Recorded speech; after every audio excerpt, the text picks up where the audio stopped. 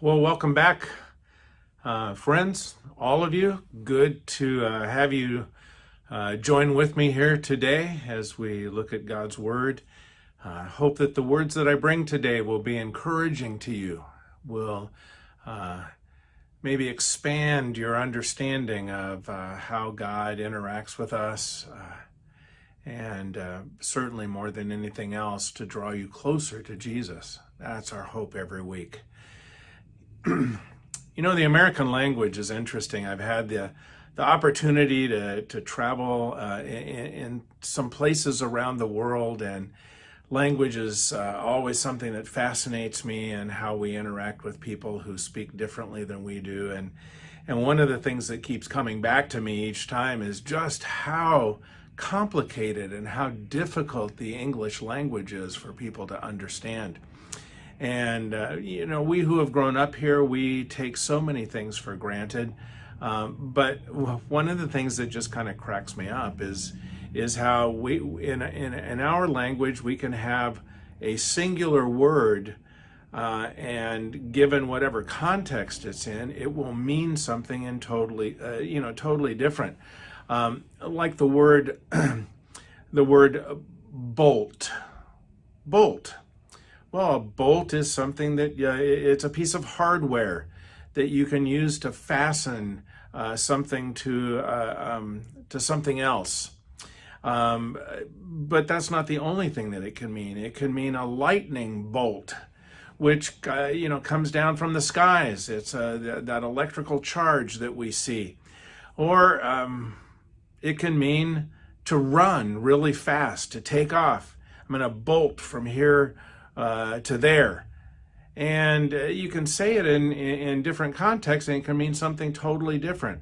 Or what about the word squash? Well, it's a vegetable, no doubt about that. But it's also a game that we play. Maybe you don't play it. It's not super popular. It's kind of like, handball or racquetball. You play it on a court. It's called squash. Or squash means to step on something and just smash it. You can squash it. You can make it go away. So depending on the context, it can mean something entirely different. Or one of my favorite words is a nail. You know, a nail is a small metal spike. We all understand that. But a nail also can be this hard surface on our finger, a fingernail or a toenail, or in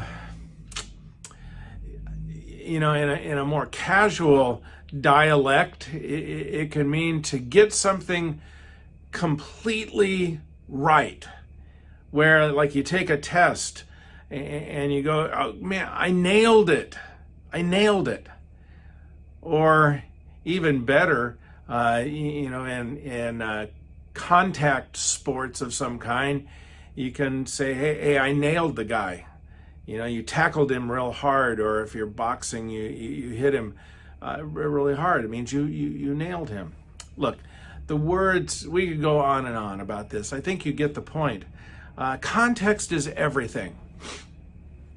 And depending on the context, things can be easily misunderstood. I can say that I love volleyball, and I love tamales, and I love my wife, and I love a freshly cut lawn. Those are not the same kinds of love. Not at all. It's true in the Bible as well.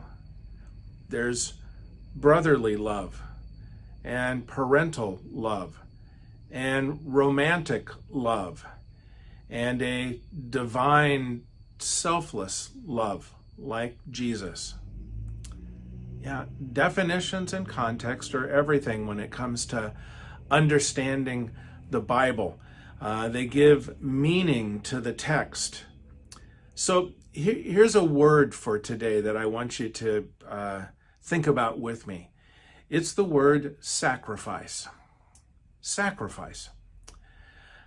Well, even in the Bible, the word, or at least the concept, has two really different definitions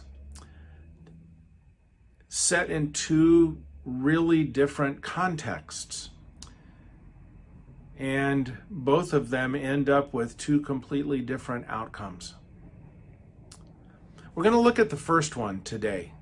And then next week, if you hang in there with me, I'll look at the second one, because they kind of all come to bear on this study that we are doing on the condition of our hearts. Sacrifice is a big, important word in our heritage as the people of God.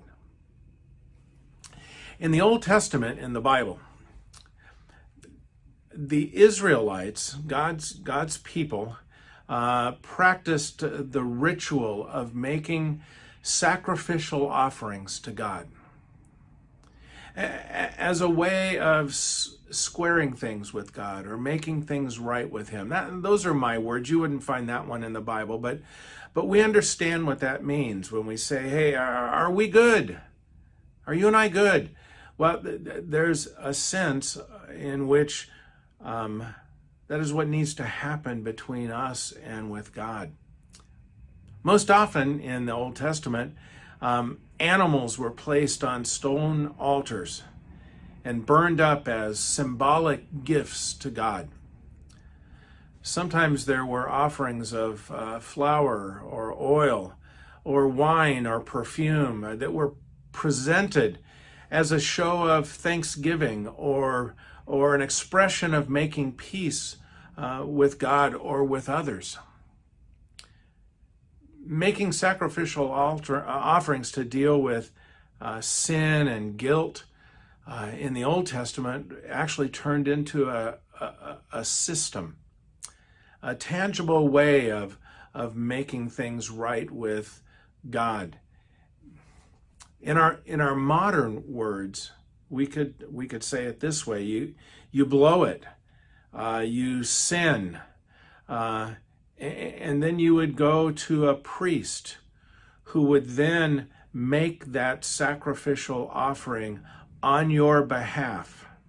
It might be cattle, it might be sheep or goats or whatever was required. And then as that animal sacrifice was burning on the altar, the aroma or the smoke would be lifted up into the heavens, and God would, I would say metaphorically, God would breathe in the aroma of that sacrificial offering, and that act of the animal being sacrificed and the smoke or the aroma going up to God would be sufficient to repair the breach, to repair the relationship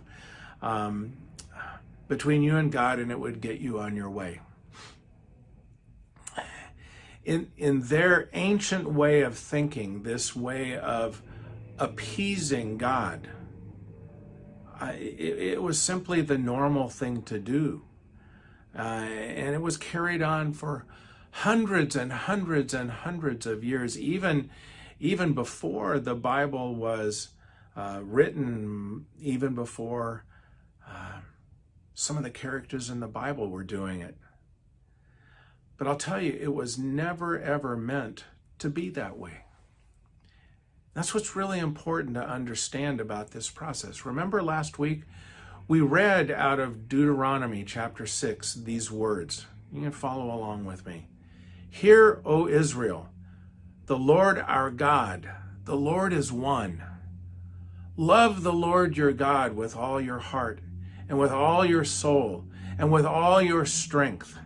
These commandments that I give you today are to be on your hearts. They are to be permanently imprinted on who you are. You're to carry them with you everywhere you go. You see, God's plan for his people was and always has been to love God with all our hearts, to trust his ways with every step that we take in our lives.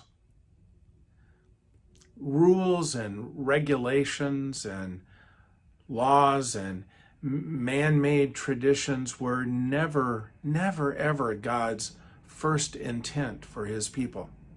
Not at all. There are many places in the Bible that we can read about that explains it to us, but one of my favorites to read is a story in the book of Matthew, and it tells of this one time that Jesus is talking to the Pharisees. And remember, the Pharisees are the chief lawmakers, law revisers, the ones who took the simple laws of God and made them more complicated and more difficult for people to follow, and they would enforce them on people. And Jesus is talking to the Pharisees at a time when they were trying to force Jesus and his disciples into being law keepers in order to be right with God. That's what they were doing. You can read about it in chapter 12 of Matthew.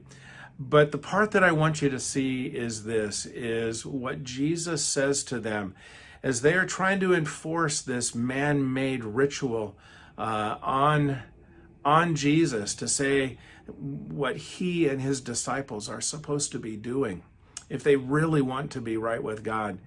And Jesus says these words in verses 6 and 7 of chapter 12. Just catch this. I tell you that something greater than the temple is here. Now, the temple represented all of those laws and regulations that the Israelites followed. He says this: if you had really known what these words mean, I desire loving kindness, not sacrifice. I'm going to say it again. The words that came from God himself. I desire loving kindness and not sacrifice. If you would have understand what these mean, you would not have condemned people who aren't guilty or who don't live up to the rule keeping. You wouldn't condemn them if you would have understood. Oh my goodness, it is one of the clearest places in the Bible that explain this difficulty that we find ourselves in. And I'm afraid our modern thinking hasn't evolved a whole lot over all of these years. We walk around and still think that there are things that we can do to make things right with God by making our sacrifices, by offering up to him these sacrificial offerings. We say, and you've heard me say this before, but in this spot, in this time, I need to say it again. We are people who have learned somehow, some way that it's as if we say to God, look at me, God, I'm going to church. Do you see what a huge sacrifice this is, that I'm giving up my one morning, my one day of the week that I can sleep in or mow the lawn or something. I'm giving that up for you, God. Do you see the sacrifice? Or look at how much I'm praying, or look at the money that I'm giving to the church. Look at me, I'm being nice to this person that doesn't deserve it. I'm trying my best to forgive my enemies, even though I really want to punch them in the nose. Look at me, God. My vocabulary has changed. I've given up these things that carry bad reputations. Look at all of these things, God, that I'm doing. Whatever. But we are missing the point when that becomes our attitude. We're missing the main thing. You see, it took Jesus to come and set things straight once and for all. When we look at Jesus, we see and we learn that his death, the sacrifice of his body on the altar of the cross, if you can get that image in your mind, we see and learn that his death is what provides the way to make things right between us and God. I'm telling you, it is time for us to pay attention. It is time for us not to get this one wrong. In Hebrews chapter 9, we read these words. Now, when all ages of time are nearing the end, Jesus has appeared once and for all to remove sin through the sacrifice of himself. That cannot be clearer for us. Jesus was the one and only, the last and forever sacrifice that would or could ever be made to provide a way for people, all people who come to him by faith, to finally and completely be right with our Creator God. That is what happened on the cross. When we come to Jesus by faith, we are trusting that his teachings are true and worthy of being believed and building our lives on. That's what we do when we come to Jesus by faith. We're also seeing that his example, his way of life, his way of doing things is perfect, and his lifestyle of love and compassion is worthy of being followed. When we come to Jesus by faith, we're believing that his death on the cross is sufficient and that no other sacrifice will ever be effective or even needed to make us right with God. And finally, when we come to Jesus by faith, we are proclaiming for everybody, for anybody that witnesses us and our lives, we are proclaiming that his resurrection is the exclamation point on history's timeline, and that no other God, no other leader, no other teaching, no other force, no other ideology, none of it can or ever will be in that space where that exclamation point is made. And this is what we remember every time we share the Lord's Supper together. It is the proclamation that Jesus is, was, and always will be the King. Till next time, see you. Who breaks the power of sin and darkness, whose love is mighty and so much stronger, the King of glory, the King above all kings, who shakes the whole earth with holy thunder and leaves us breathless in awe and wonder, the King of glory, the King above all kings. This is amazing grace. This is unfailing love, that you would take my place, that you would bear my cross. You laid down your life that I would be set free. Oh, Jesus, I sing for all that you've done for me.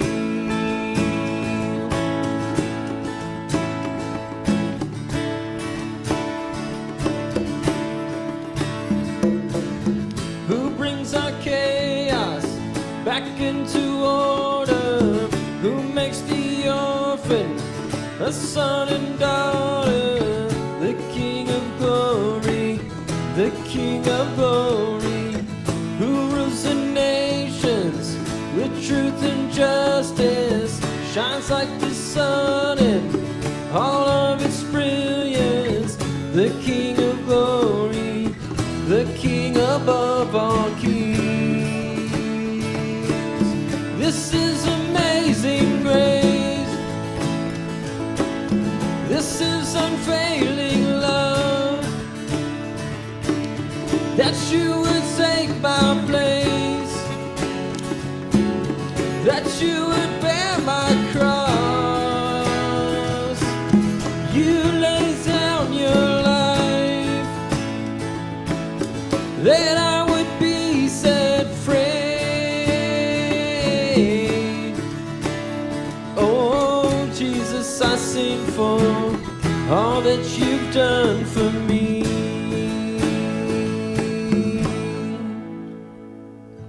Worthy is the Lamb who was slain, worthy is the King who conquered the grave, worthy is the Lamb who was slain, worthy is the King who conquered the grave, worthy is the Lamb who was slain, worthy is the King who conquered the grave, worthy is the Lamb who was slain, worthy, worthy, worthy. This is amazing grace. This is unfailing love, that you would take my place, that you would bear my cross. You laid down your life, that I would be set free. Oh, Jesus, I sing for all that you've done for me.